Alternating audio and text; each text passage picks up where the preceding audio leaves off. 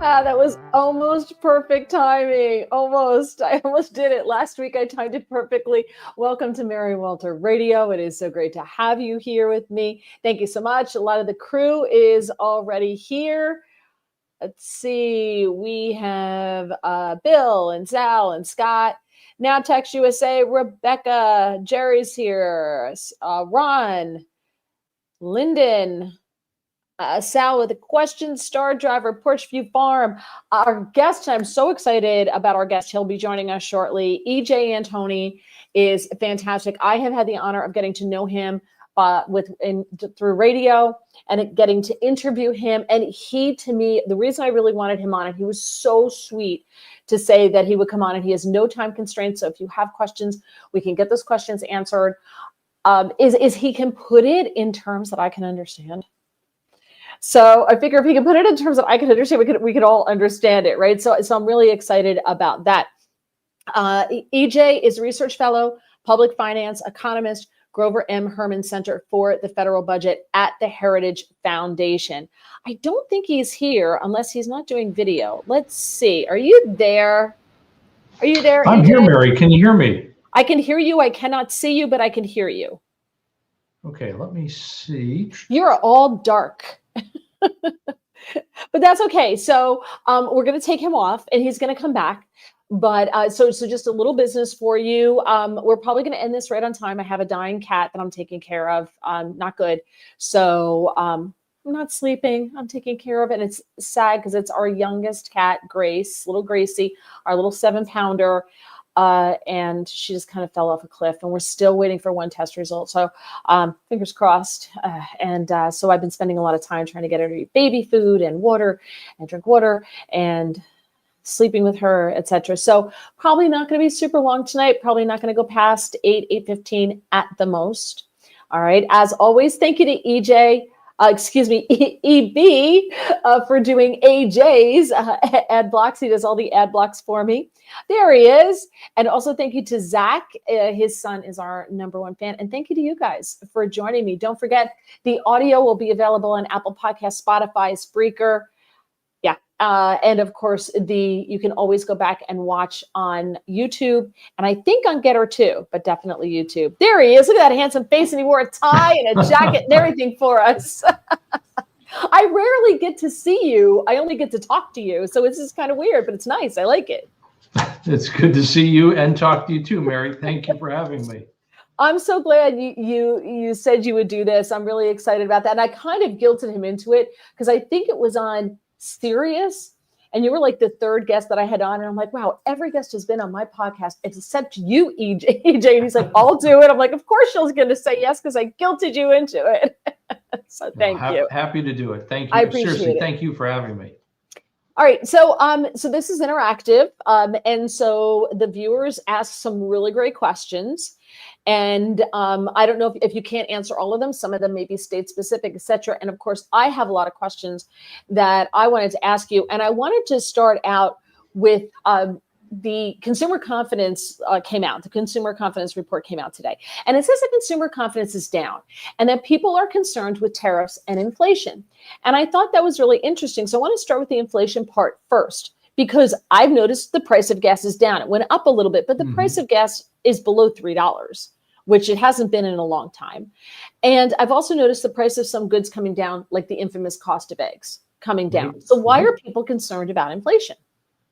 Mary, it's a great question. I would throw onto that orange juice as well. We are probably going to see the biggest quarterly drop in orange juice prices ever. I mean, it might drop as much as like 40 or 45%. That's huge. So why?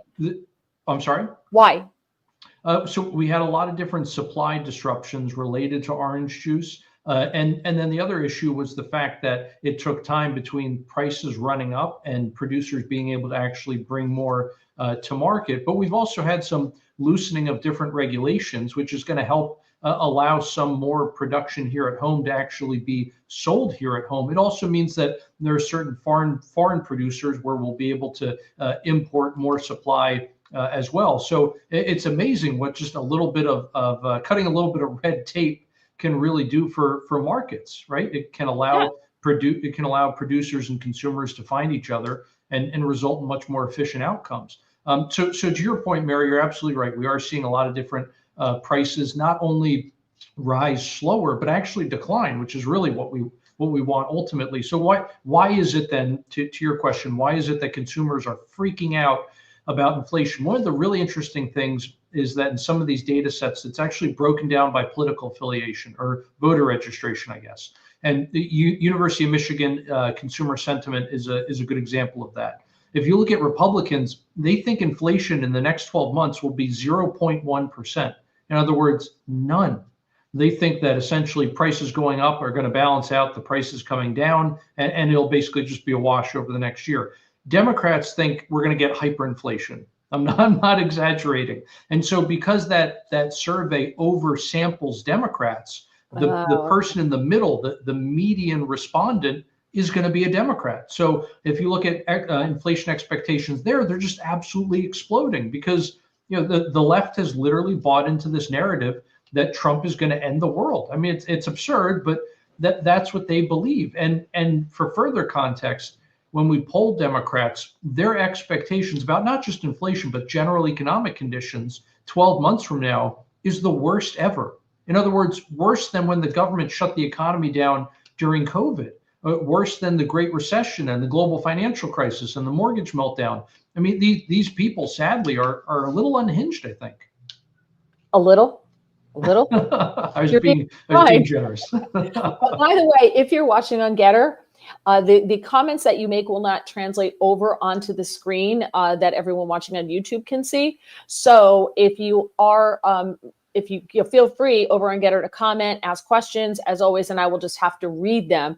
And I read them anyway, so people who are just listening to the podcast later can hear the question because they're not, if you're driving, you're just listening to it, you can't see it. So if you're on Getter, feel free to ask questions as well. Okay, so the other part of that, and someone here, Porchview Farm said, it's not just oranges, I've noticed lemons going down. As energy comes down, so will prices. How much is that drop in energy and in gas, even though it hasn't been, I don't think, super great. I mean, it's come down and it was noticeable. It kind of went back up again. How much of that plays into lowering of prices, and how long does it take before we see that reflected in prices? Great questions, Mary. It's a huge input throughout the economy, right? And energy affects literally the price of everything we do and everything we buy. And certain types of energy are going to affect certain outputs more than others. So like probably the most obvious example is the price of a barrel of oil, right? As that goes up or down, that's going to directly affect the cost of a gallon of gasoline that you have to pay at the pump. But there are a lot of others that we don't really make the connection, but it's there.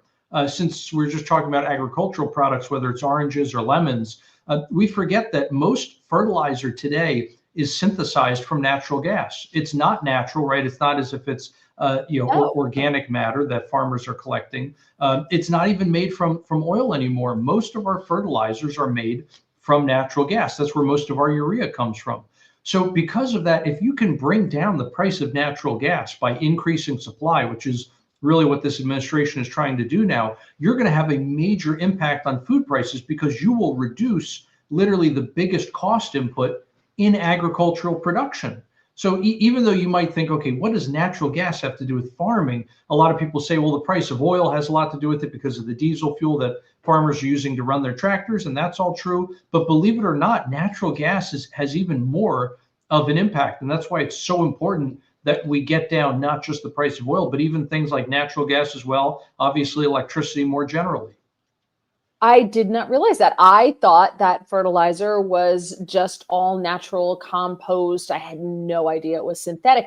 So, that it's a totally different question. But if we're putting that in our soil, doesn't that we're putting gas in our soil?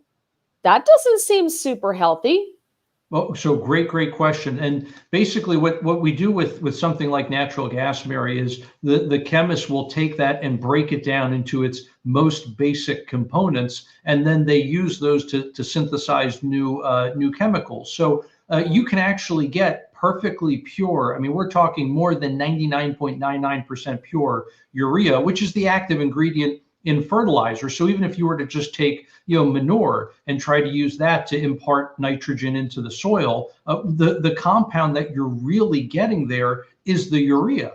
And actually, I mean, it's interesting, Mary, in the same way that a lot of the engine oil that you put into your car that you buy today isn't even made from a barrel of oil anymore. Some of it still is. It's refined the old-fashioned way. But a lot of it, believe it or not, they use the base chemicals out of natural gas to synthesize much larger molecules that are that are essentially the basic blend stocks that go into synthetic engine oil. I mean, it's absolutely fascinating, all the different things that they can make from this stuff, and including the microphone that I'm talking into right now. These plastic components, most of them, believe it or not, come from natural gas. Yeah, no, I knew that. So I want to go into tariffs a little bit later, but I've got a lot of questions here. So it's kind of like Dunk the Economist, I think is what this is going to turn into. But everyone is very excited that you're here. Okay, back up here. Hermit Sal was the first one in, and he said, the Soviet state of New York plans to increase spending that could lead to multi-billion-dollar budget deficit. If so, can this New York to go bankrupt? Can this lead New York to go to bankrupt is what I think he means there. And if it happens, do you think New York will declare an emergency? And the second part of it is down here. And I think he said something about lead. Well, I'll find. And confiscate people's bank accounts to pay debts and stay afloat. What happens when a state goes bankrupt? So, Barry, really interesting question constitutionally, because it hasn't actually happened before. Now, you have had instances where some states have reneged on their debt, where they've essentially defaulted and failed to make payments to bondholders. In fact, the state of Mississippi actually still stands in default from loans that date back to the 19th century. There are still outstanding loans from Mississippi that have never been repaid. But in whatever the case, though, we've never seen a state actually go through bankruptcy proceedings. And from my discussions with constitutional scholars, it seems to be the case that it would probably take, believe it or not, an act of Congress to create some kind of orderly bankruptcy proceedings for that state in question. But whatever the case may be, states don't have the right to, for example, just confiscate the property of their citizens in order to pay down those debts. Okay, so you don't have to worry. Well, you don't have to worry about that. Gregory says, economics is a dark art. Using the term art very loosely, but yes. Sal also wants to know, do Democrats view our economy based on communist doctrine? That's just an opinion question, obviously, for you. If you don't want to give an opinion, that's fine. Oh, no, I'd be happy to. When it's interesting, when you listen to a lot of these folks, every once in a while, they kind of they'll show their hand. Chuck Schumer actually just did this the other day when he was criticizing very broadly anyone on the right, and he was talking about how these folks think government is too big. I'm sitting there thinking to myself, yes, it is. He goes, these folks think government doesn't have a right to their money. And I'm thinking, no, that's also true. Yes, he's thinking that that people build businesses on their own, and it's because of their own blood, sweat, and tears that they make it happen. And again, I'm thinking to myself, yes, that's again true.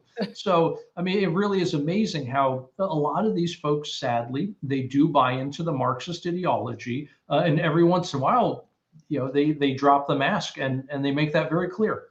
Well, that harkens back to President Obama when he said, you didn't build that. Remember? Exactly, Mary. Yes. You're 100% right. He's the one who, I honestly believe that Obama was the one that really tilted the Democrat Party far to the left. He's the one who led the whole turn towards Marxism and kind of made it okay, socially acceptable to say, yeah, I'm a socialist. Whereas before Obama, that was something you would never say.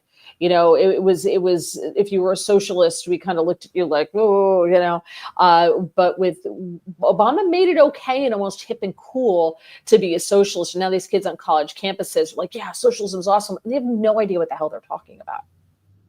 Oh, you're spot on, Mary. Again, it's absolutely right. But I think what was really interesting with Obama, if I can piggyback on what you were saying, was how when he came into office at first, he ran on exactly the opposite of all that. right? He ran on free market principles, allegedly. And it wasn't just on financial issues, even on, or I should say on fiscal issues, even on social issues. He was much more middle of the road, maybe even you could say conservative. Even in his, not only his first run for president, but when he was running for his second term, he said he did not support putting gay marriage into law. Of Right. course, shortly after he became president for the second go around, all of that changed. Again, doesn't matter whether it's the social issues or the fiscal issues, he moved hard to the left on literally everything. But yeah, Mary, I think you're absolutely right. He did tremendous harm to this country and shifted it radically to the left. Yeah, no, absolutely. Let's see. Scott says, yeah, and this is interesting. It says, it concerns me that we don't hang on to our own oil and use everybody else's around the world, planning for 100 years from now. Any amount of oil is not going to last forever. And he's right. The oil isn't going to last forever. There are only so many dinosaurs, right? And there's only so much oil that it was made from that. But is it true that we use oil from around the world and we sell ours? Like if I remember, I thought I heard that we export ours and then buy other people's cheaper, which to me, and I don't know if that's true or not, but it doesn't seem to make a lot of economic sense because it has to be shipped to us, which uses fossil fuel. It just doesn't make a lot of sense to me. So how is it done? So this is a really interesting, I guess, infrastructure question here. There's basically four different, very broadly speaking here, there's four different types of crude oil. You can have crude oil that is heavy or light, and that just means it has higher or lower concentrations of heavier distillates. So that would be more the things like tar versus the lighter distillates that are so light, they evaporate so easily that if you leave them out at room temperature in a matter of minutes, you can literally just have vapors coming off and it evaporates and it's gone. Okay. Gasoline is much more on the lighter end. So if you want to get as much gasoline as you can out of a barrel of oil, you would rather light crude, not heavy crude. And then the other consideration is whether it's sweet or sour. And don't try tasting crude oil, but it basically just means whether it has a low sulfur content, which is sweet, or a high sulfur content, which is sour. So again, sulfur is something you want to get out when you in the refining process. So the best kind of crude to get would be light sweet crude, and the worst would be heavy sour crude, because it's just going to be much more difficult to refine, much more costly, and you're not going to get as much of what is typically the more valuable byproducts, namely gasoline.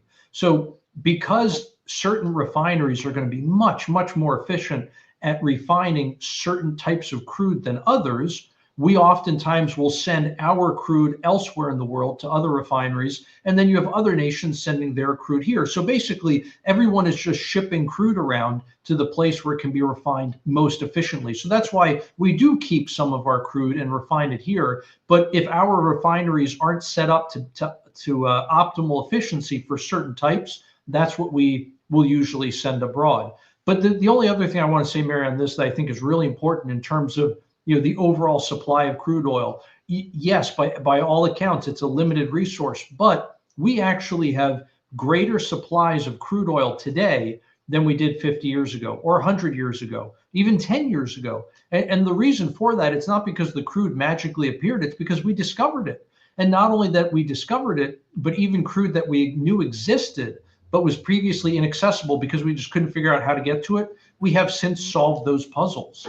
And so as we continue doing that, as the technology keeps improving, as you get things like horizontal drilling, for example, that was a huge explosion in terms of crude oil production, because even oil that we knew was there, but we couldn't actually get to before, now all of a sudden we have access to it. And so amazingly, even though we're using it up at a very fast pace, we're actually discovering it now faster than we're using it up. Wow, that's great. So I don't have to worry about that in my lifetime. So that's a problem for generations down the road. So I'm not going to worry a lot about that. I'm not going to let us spend a lot of time worrying about that one. Then also, but here's another. Oh, dropped my phone. Here's the other thing is if I remember hearing that we have not built a new refinery in this country because we're not allowed to build them because of the EPA, and the Democrats don't want us building refineries. So right. We haven't had a new refinery built in this country probably in the last 30, 40 years. So our refineries are aging.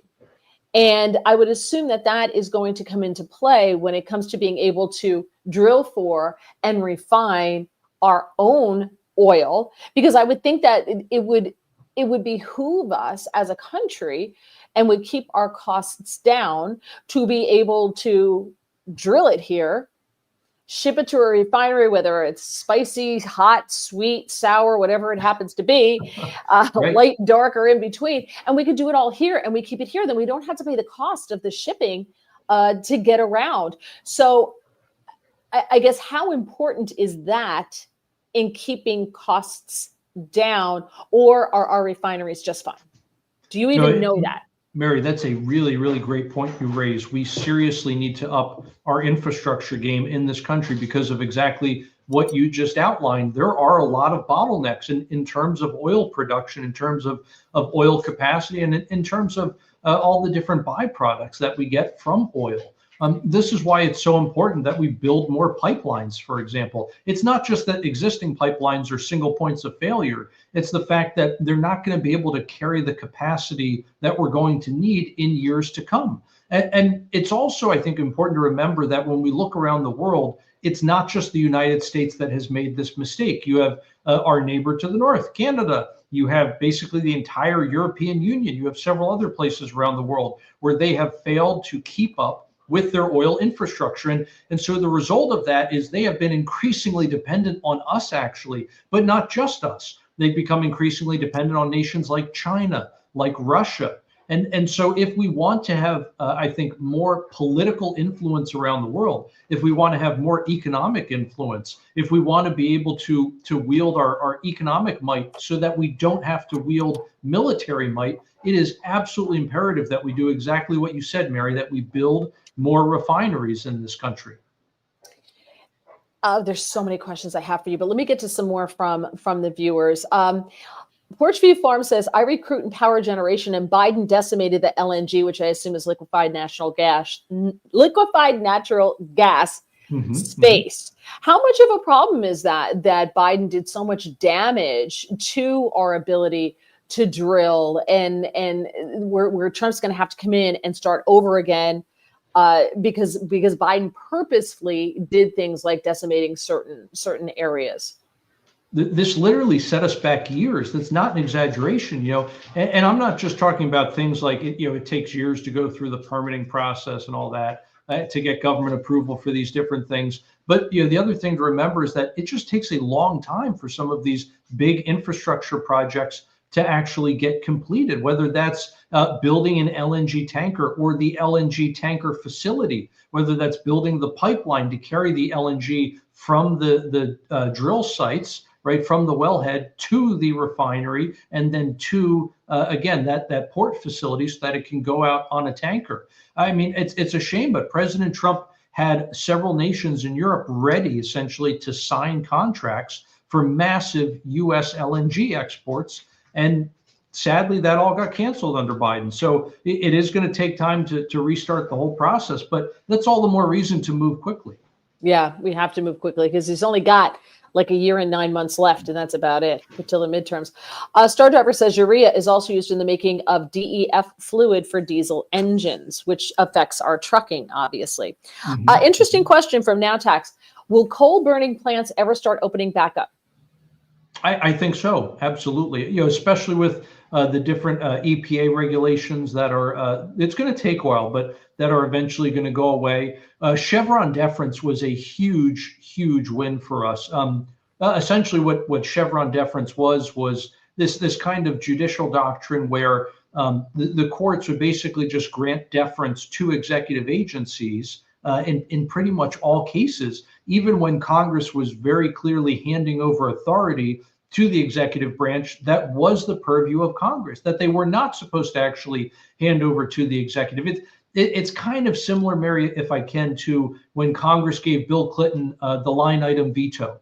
And he had it for only a very short period of time, and then it was challenged in court, and the Supreme Court said, no, this is not a power delegated to the president. The Constitution explicitly delegates this to Congress, and Congress cannot simply pass a law saying, well, we don't want to do it anymore, it's on the president. No, if the Constitution gives the power to the legislature, it is their power, and they can't simply just delegate it to the executive. Well, under Chevron deference, that's exactly what had been happening. And the Supreme Court recently, I think it was West Virginia versus EPA was the name of the case. The Supreme Court overturned that doctrine and said, no, the power of these executive agencies is nowhere near as broad as it has been essentially dictated, if you will, by the courts. And so that's going to make it much easier to challenge things like EPA overreach, whether it's dealing with CAFE standards and car mileage requirements, or things like carbon dioxide requirements on coal power plants. So all that to say, I think we're definitely moving in the right direction, and there are actually good odds that we can get that we can not only stop the coal power plants from closing, but that we can reopen old ones. Yeah, I think we need a mixture. I'm not for just all electric. And by the way, electric does not come from unicorn farts behind the walls, right? Like it's made a lot of times through burning fossil fuels. But there's a lot of people out there who advocate for certain things and then don't know what they're advocating for. And of course, now we're back to electric is bad and gas is good because Elon Musk is a Nazi.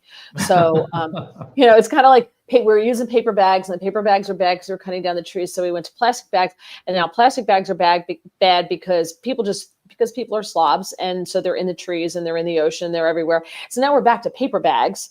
And then I just saw something on Fox that apparently plastic bags are better for the environment than paper bags. I'm like, oh, for the love of God. So we're doing the same thing with electric and fossil fuels. Okay, where are we? Rebecca says, maybe the Democrats would make good fertilizer. Nothing but poo comes out of their mouths every time they speak. Herman says, gas in our soil adds zest to our foods. Gregory, I'm worried about our elected representatives dithering and not passing a budget at all with all of Trump's tax cuts.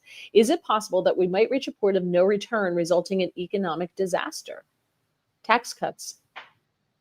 It's certainly possible you get to that point of no return. Certainly, lots of countries have done it in the past, right?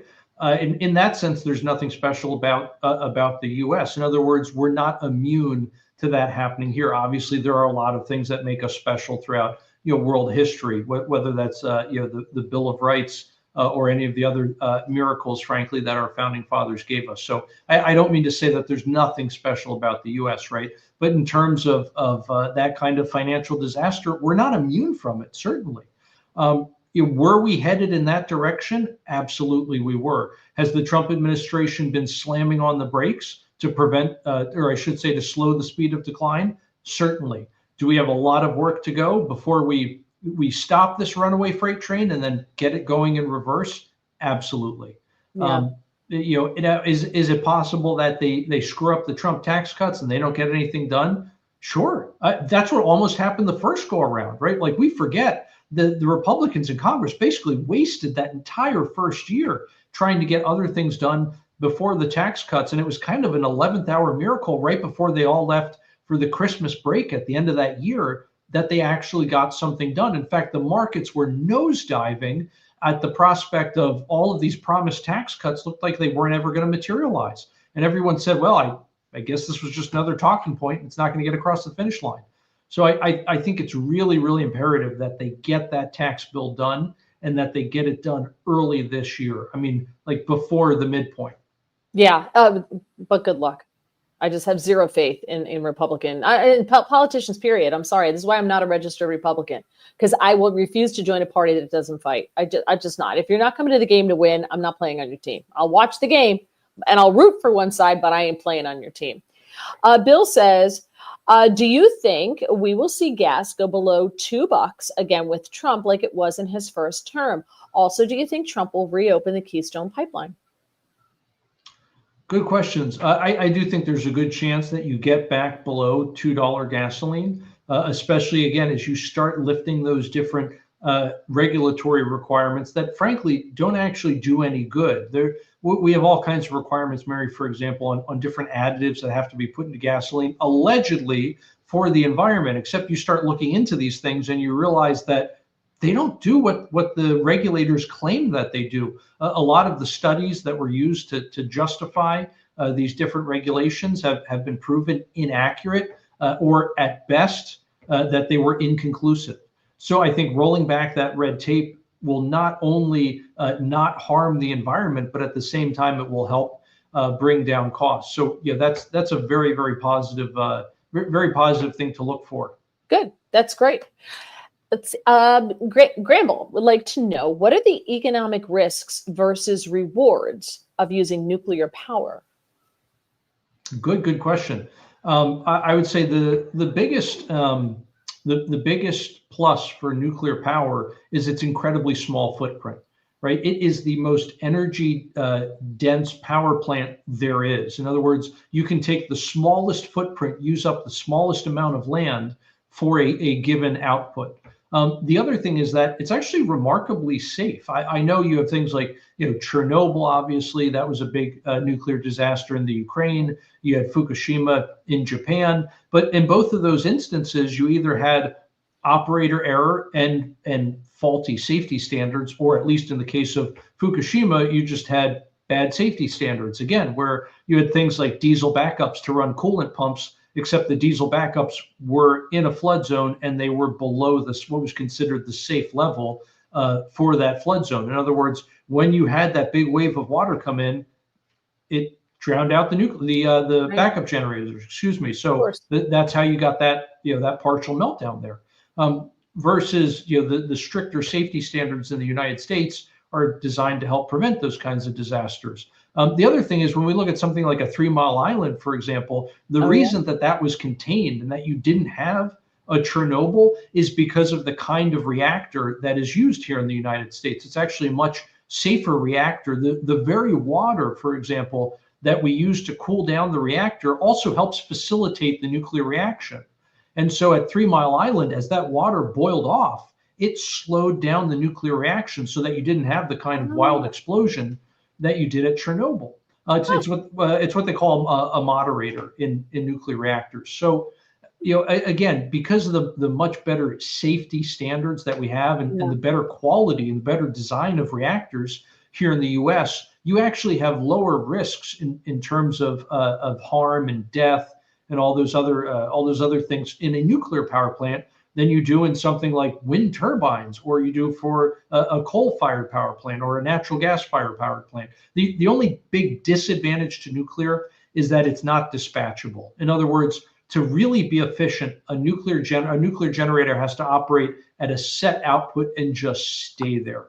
Versus something like natural gas is incredibly easy and efficient to ramp up and down as conditions merit. So if you have, for example, in the summer, in the heat of the day, everyone's running the air conditioning, office buildings have their lights on, people at work are charging their electric car, maybe, whatever the case may be, you have a huge spike in power demand. Nuclear power is not a great fit for that. Nuclear power is great for meeting whatever the constant minimum is in an area, and you can just keep it there and never have to worry about turning it off or on or turning it up and down.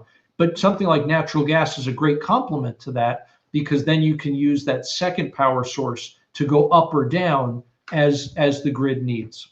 Right, a combination of things, Mm-hmm. not all just one, I think is obviously the right thing. I just want to move on. I don't want to get too bogged down in just energy and that kind of thing, because I have a lot of other questions about economics, et cetera. Because unlike AOC, I am not an economist.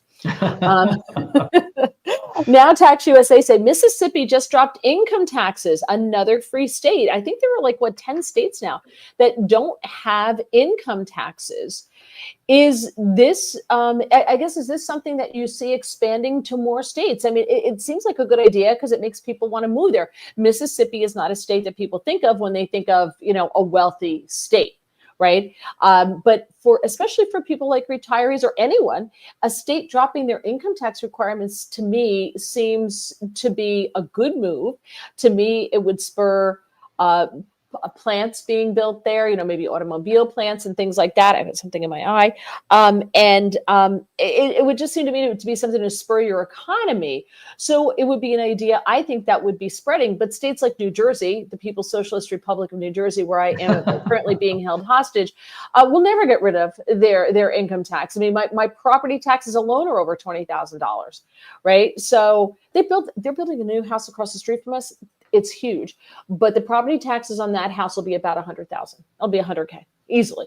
easily. Oh my goodness. But they can pay it because they're like billionaires. So, but still, that's not the point. The point is that being taxed too much, you see some states going to tax, and then you see states like Mississippi who are getting rid of certain taxes. Is it possible for these states to run without these income taxes? Sure. Texas does so quite well. Florida does so quite well. Tennessee maybe even better than either of those two, although it's obviously a much smaller state in terms of population and size as well compared to Texas. But whatever the case, not only, Mary, do we see more and more states moving this way of no income taxes because of how successful it has been in drawing people in, exactly as you said. But now you even have states like Florida that are talking about ways to try to eliminate their property taxes as well. In other words, let's just go to straight consumption taxes, like a state sales tax or different kinds of excise taxes, and let's just stick with that. And that has proven to be a wildly successful formula. Conversely, like you were talking about, New Jersey, New York, Illinois, California, these different very high tax states have seen people flooding out. In fact, it has gotten so bad that states, again, like New York, like Illinois, like California, are actually losing congressional representation because so many people are leaving. And that trend is really only accelerating. And it's not just people are leaving, right? People are leaving and they're taking their jobs with them. They're taking businesses with them. For example, Illinois today has the same number of jobs that they did 5 years ago before the pandemic. I mean, the state has, I guess you could say, recovered, but that's about it. It has gone through literally no growth. I mean, that's just absolutely devastating. Conversely, again, going back to Florida and Texas, they've gained about 10% more jobs. I mean, that's amazing in only 5 years. Yeah, no, absolutely. And I just want to go to some more of these questions that are just more economics based because we haven't gotten into tariffs yet. So I don't want to waste too much time on just one thing. How can Trump propose anyone under 150,000 pay no income taxes? I don't see the math there. I support Trump in the elimination of income taxes, but you've got people under a certain. There are some people in this country who their wages are so low that not only do they not pay taxes, but they get reimbursed for taxes that they didn't pay. We actually pay them as a form of a tax. They take money from these people and hand it to these people who don't make as much money. So right. That's not a winning combination. I don't know how that works.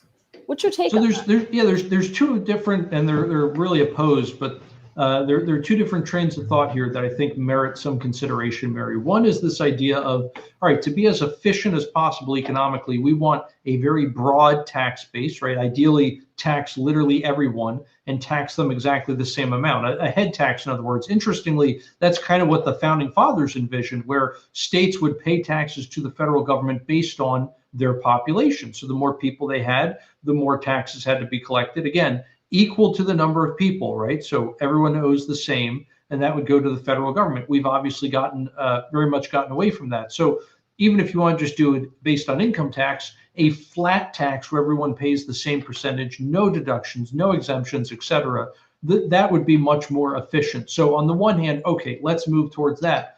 On the other hand, though, what if we just keep chipping away at the income tax and replacing it with something else until there's nothing left? That also has a very appealing sound to it, right? No tax on tips, no tax on overtime. Now, things like that are also really good because they're reducing taxes on people who are working more or working harder, and that's the kind of thing we want to encourage. But whatever the case, throw in no tax on Social Security, and again, that's a nice formula for getting us little by little, bit by bit, to a place where we don't have any federal income tax at all. Now to the question of can we really get rid of all income taxes for those making less than $150,000? I think people would be surprised if they knew how many people in this country don't pay any federal income tax to begin with. It's more than half. Yep. Literally more than half of people in this country already don't pay federal income tax. And as you were saying, Mary, a lot of them not only don't they pay income tax, but they get money back. So is some of that abuse, corruption, fraud, and waste? Absolutely. The Doge boys are having a field day with finding all that stuff, especially the people getting the Social Security checks who are 150 years old, right? So anyway, is it possible to get us to a point, though, where people earning less than 150,000 don't pay income tax? Yeah, it actually is. you start getting rid of all that abuse, corruption, fraud, and waste, and you use that to offset lost tax revenue. And then you also incorporate the additional tax revenue that's going to come in from tariffs. And all of a sudden, it can be done. It genuinely can. The math, I know some people say the math isn't there, but once you take into account, I think, all the different dynamic effects, I think it is. Well, before the First World War, this entire country was run on tariffs. We didn't have income tax. We always laugh. We went up to Newport and just to look at these huge homes and these beautiful, this is their summer home, the breakers, and all these insane mansions. Right? I mean, I live in the servant's house from the house that used to be across the street, right? So I live in the servant's house and we could barely afford it, right? But we always joke around, we're like, oh, well, that was built before income tax. Well, that was built before, before the government was taking half of what you make. So to me, it brings us into the topic of tariffs. But one thing that bothers me about some kind of flat tax is we'll start out with a flat tax, and that's great. And everybody pays a percentage. It's fair across the board. You can't argue about that. Everybody pays the same percentage. Everybody pays their fair share. Same percentage. Democrats will hate it, but same percentage, right? The problem with that then is that what the camel's nose comes under the tent. And it's like, well, the rich people, the billionaires, they never say millionaires anymore. It's just the billionaires because they're all millionaires now. So the billionaires aren't paying their fair share. We should tax them when they buy a yacht. Why don't they pay sales tax on that? So now you've got a sales tax, but it's just for the rich. Now we've got a VAT, a national VAT, but it's just for the rich. The income tax was only for the wealthy too. And within one generation, everybody was paying it. So exactly. that national sales tax will only be for the rich, and everybody's going to cheer it on. And in 50 years, everybody's rich and everybody's now paying a national sales tax. So I think that we have to be very careful what we wish for, because we have to look down the road and how our government operates. And they're never, ever, ever going to say, we have enough money. We're good. Enjoy what you got. We're good. It's never going to happen. So to me, the only solution is to do something, if we could ever get back to funding the government through tariffs. And I wanted to talk about tariffs. All right, that's one thing where I wanted to get to. But before I get there, very quickly, Gregory wants to know, everyone's telling me to buy gold. Does gold play any role in our economy?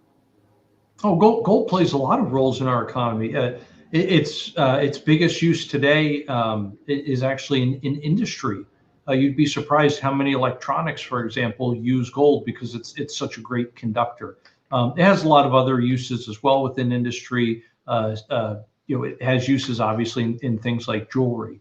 But in terms of money, a lot of central banks around the world still use it in order to essentially serve as a reserve asset, right? It's kind of a collateral, if you will. In that instance. And people are also using it as a hedge against inflation. We have seen record inflows into the United States. It's one of the things that's driving imports so high right now. A lot of people think, oh, it's front running of tariffs, right? People are trying to import goods into this country, products into this country before tariffs hit. Believe it or not, a lot of it just has to do with the fact that we're importing so much darn gold today. And the reason for that is because of things like gold ETFs going through the roof. So as people use gold more and more as a hedge against inflation, and rightly so, you can expect a lot of that to continue. And I know a lot of people who like to use that in terms of their own personal portfolio as the preferred hedge against inflation, even more so than things like Treasury inflation protected securities or TIPS. All right. So now I want to go into, I'm writing all this down that we're talking about.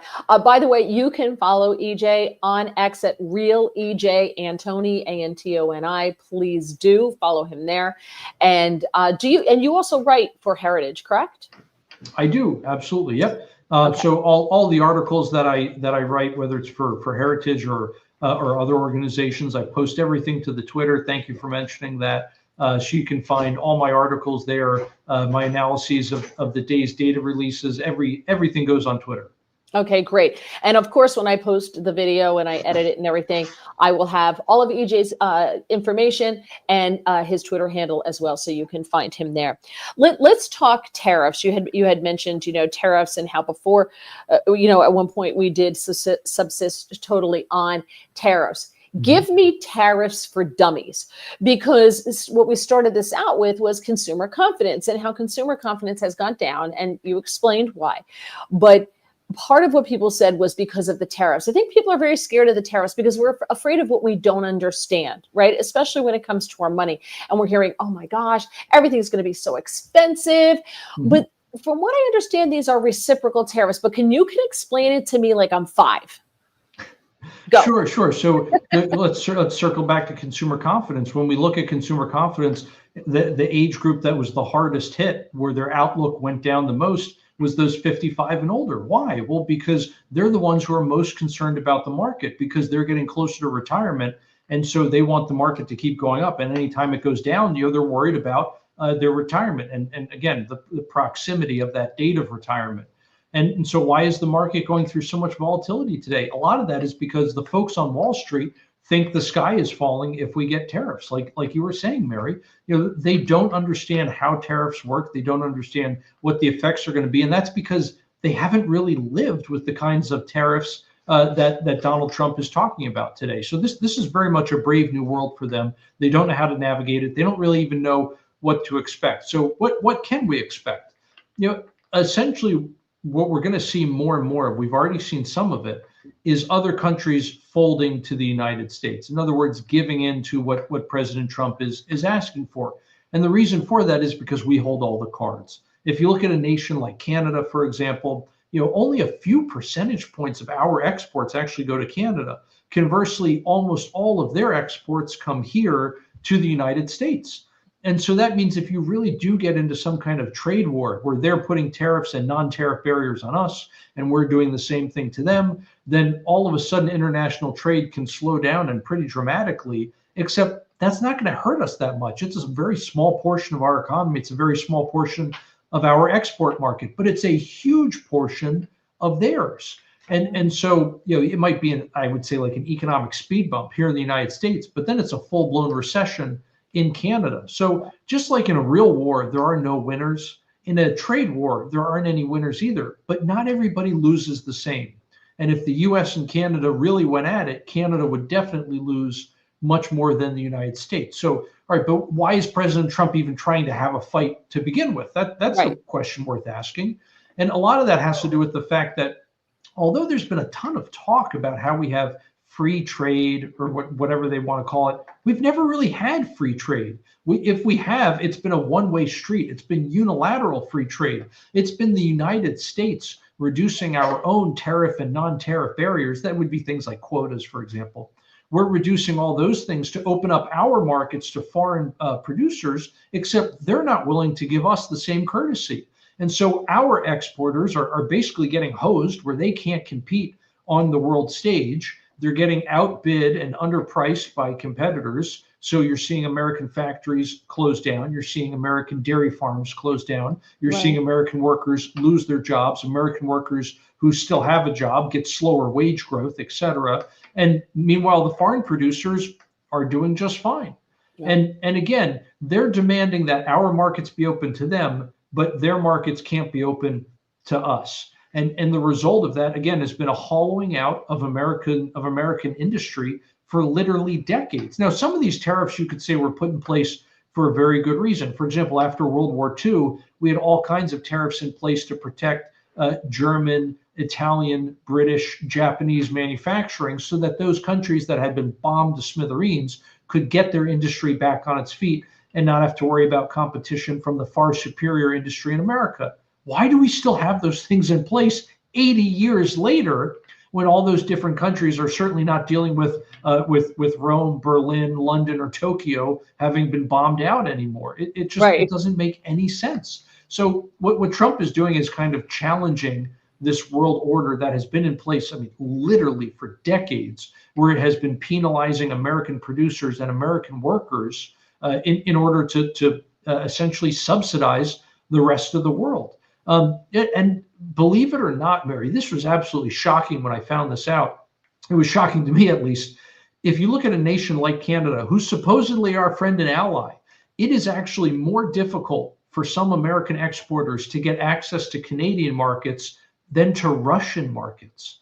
That's how many tariff and non-tariff barriers Canada places on our producers. That's why you have, for example, American dairy farmers facing the equivalent of a 270% tariff to try to get their products into Canadian markets. I mean, you can't be competitive at any price if that's the Right. kind of thing that the Canadian government is throwing up in your face. So, okay, along those lines, Suze asks, how is it the tariffs were so high by Canada to begin with? How did they get so high? It's a great question. It is. So the dairy industry in Canada has an incredibly powerful lobbying arm. I mean, far powerful than most other industries. It's interesting how the dairy industry in Canada is willing to devote so much of their resources to lobbying. Again, much more than most other industries do. And the result of that is they essentially ensure that Canadian politicians who will protect Canadian dairy interests are constantly getting elected and constantly maintaining these very high tariff and non-tariff barriers. And the irony is they're not doing anything for the Canadian constituents. They're actually hurting them because they're having to pay these ridiculously high prices for dairy products produced in Canada when they could be getting those same products for a fraction of the price imported from the United States. Right, exactly. And I saw that, I've seen the pictures of them, trashing well, they're not trashing it. They're taking stuff off the shelf of like American whiskey. And I'm thinking, you already paid for it. So exactly, Mary. It's a great point. I mean, I know I'm not that smart when it comes to economics, but like, well, you would think that you would sell it and just not order more. So it doesn't make a lot of sense to me. Last question, then I'll let you go. We have some people who are leaving, so we're going to get out of here. There's so much I could ask you. Oh, I lied. I have two questions that I want to ask you. The first one being regarding the Fed. I was looking at a post today and I bookmarked it. It said the Fed is anti-Trump.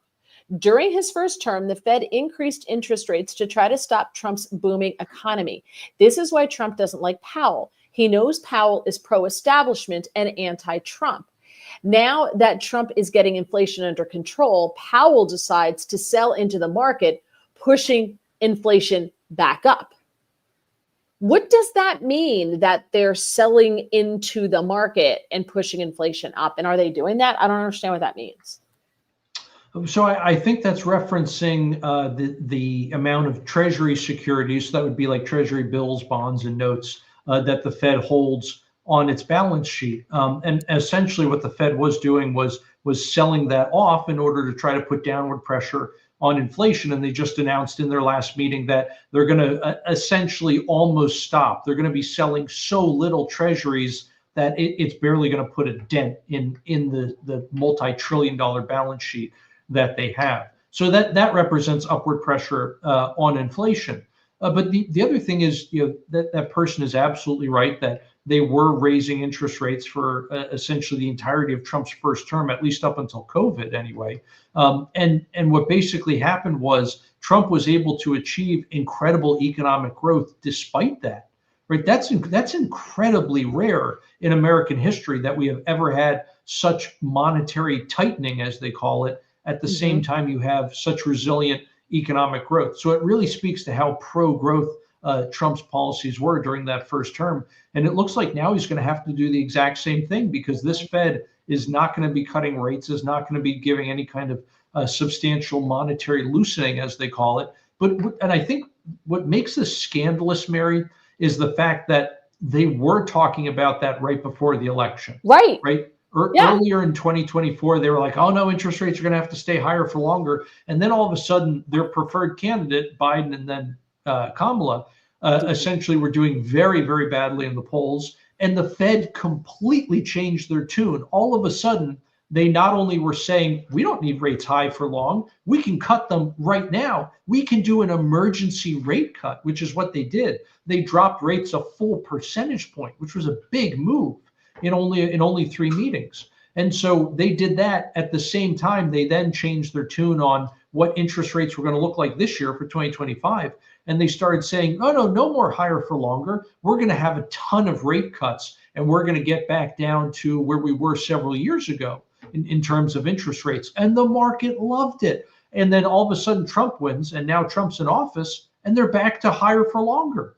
I mean, it's absolutely insane. Meanwhile, none of the underlying data has significantly changed, right? It's not as Right. if all of a sudden inflation plummeted to nothing and the Fed said, well, now we can cut rates. And then inflation shot back up and the Fed said, oh, now we can't cut rates. No, the underlying data has basically been exactly the same. What's different is the president no longer has a D behind his name, he has an R.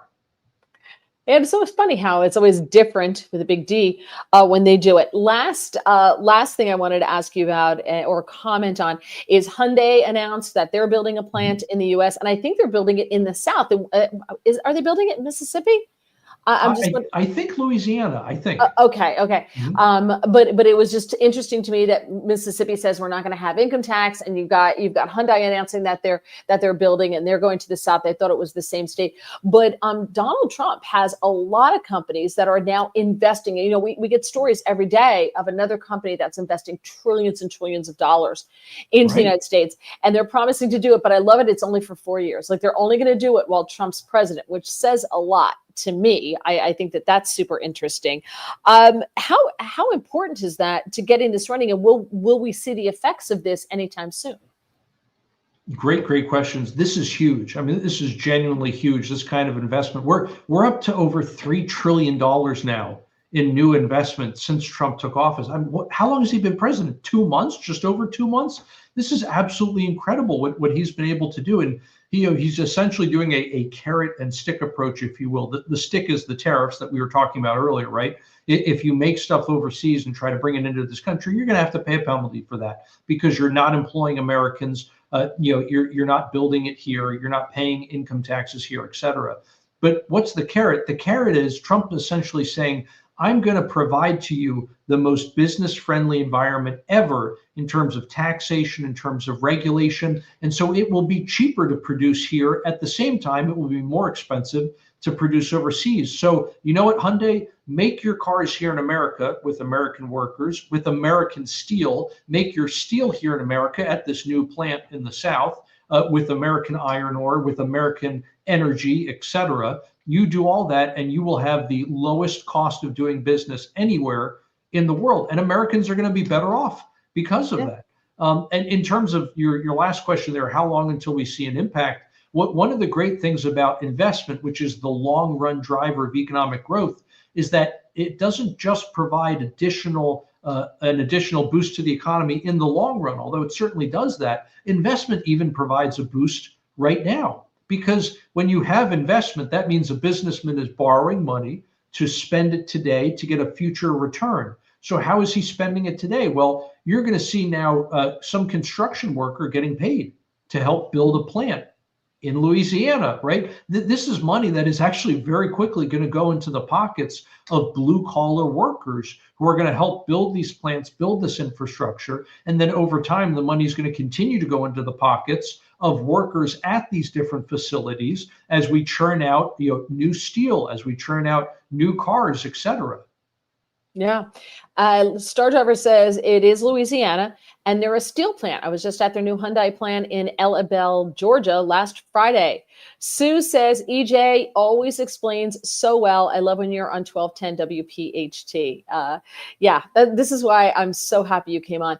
Sal, notice that so far no new plants are being built and invested in New York. Why is that, Governor Hochul? Yeah, you're not going to see it in New Jersey, and you're not going to see it in the blue, true blue socialist communist states. It's just not going to happen. Why would anyone do that? Especially with the regulations alone. Gregory says the car manufacturing plant includes its own steel mill. That's why Kimber and other firearms manufacturers left New York. That's to a previous. Yeah, that's why they left New York. Exactly. Red states get all the investment. Yeah, absolutely. Thank you so much. Unless there's anything else we need to know before I let you go. And I can't thank you enough for your time. No, Mary, my pleasure. You had great questions. Thank you so much for having me. Absolutely. And I'll have to get you back, maybe 6 months down the road or something exciting happens in the economic world. Anytime you want to come on, you are always welcome to join us. So thank you, EJ Antoni. Follow him on X at Real EJ Antoni, because apparently there's a fake one out there. So look for the blue check mark. The blue check mark and Real EJ Antoni. Have a great night. Thank you so much for joining me. Bye. All right, everybody. Have a great weekend. Thank you so much. I should be on the Chris Salcedo show on Monday. We got bumped. I got bumped from 2 shows yesterday. I don't know what's going on. One at 8 a.m. and they bumped me at 7:15, which is really annoying because I'm sleeping on the floor with a cat. So that was annoying. And then we got bumped from Chris Salcedo too in the afternoon, which is kind of good because I had more time to spend with the cat. So hopefully it'll be a good weekend. We're supposed to go skiing. We're not going to Montana skiing. So that's not happening because, again, I have a dying cat. So, or hopefully, hopefully she's going to pull through. We don't know what it is. Nobody knows what it is, but hopefully she'll pull through. So, all right, everybody, have a wonderful weekend. God bless you. And thank you for watching and joining us here on the Mary Walter Radio Podcast. Take care, everybody. Bye.